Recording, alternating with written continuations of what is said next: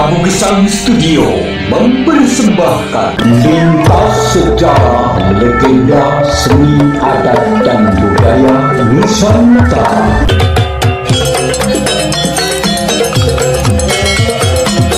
Assalamualaikum warahmatullahi wabarakatuh.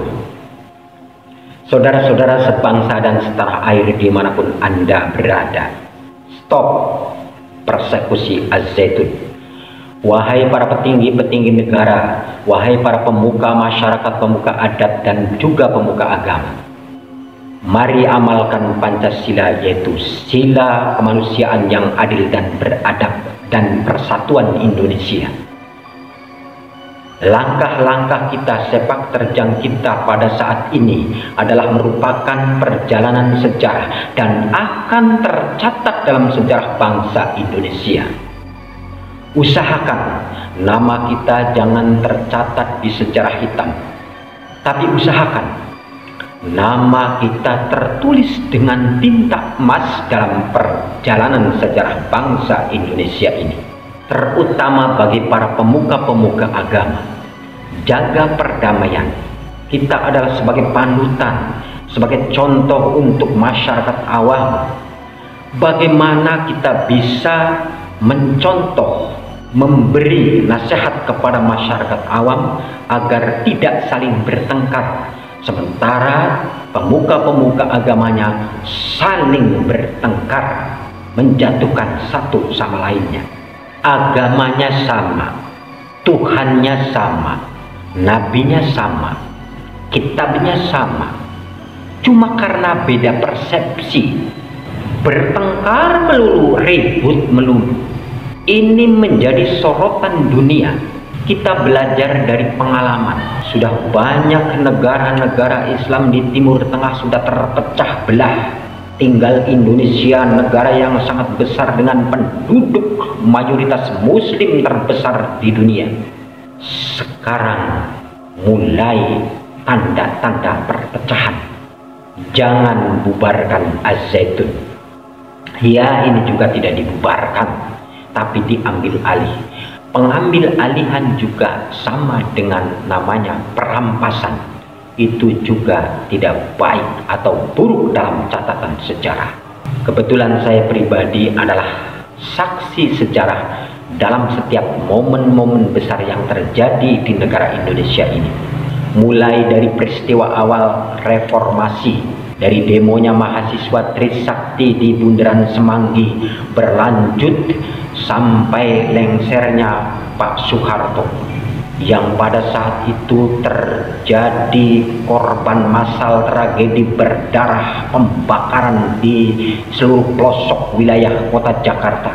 Pada saat itu saya sedang berada di sana, tepatnya menyaksikan langsung peristiwa meninggalnya 400 orang lebih yang terbakar di dalam gedung Jogja Department Store yang ada di Klender, yang sekarang menjadi Mall Citra Klender.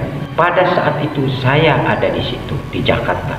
Bahkan Pak Soeharto pada saat kejadian Jakarta dibakar, Jakarta terjadi pembakaran, tragedi berdarah, sedang berada di luar negeri, yaitu menghadiri KTT non-blok di Mesir.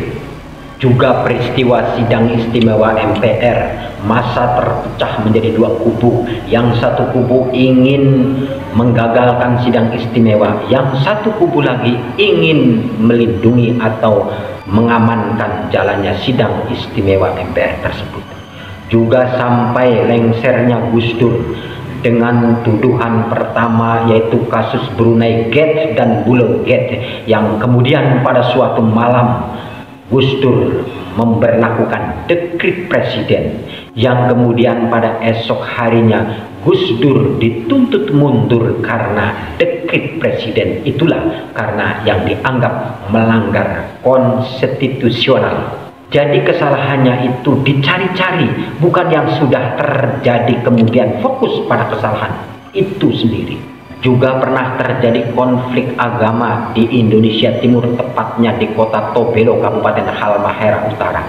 Dan pasca kerusuhan itu dampaknya sampai di Kabupaten Pulau Morotai.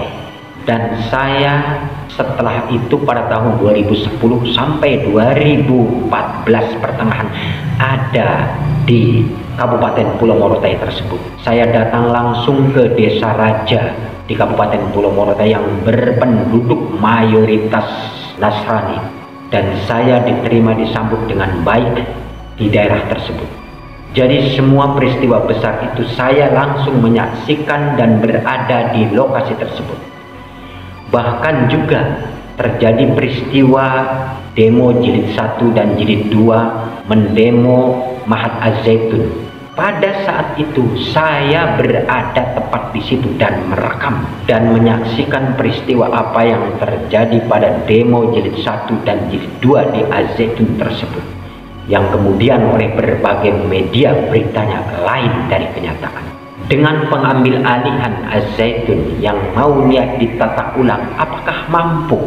Pak Panji Gumilang mengatakan antara zaitun dan Panji Gumilang itu ibarat gula dan manisnya, atau garam dengan asinnya.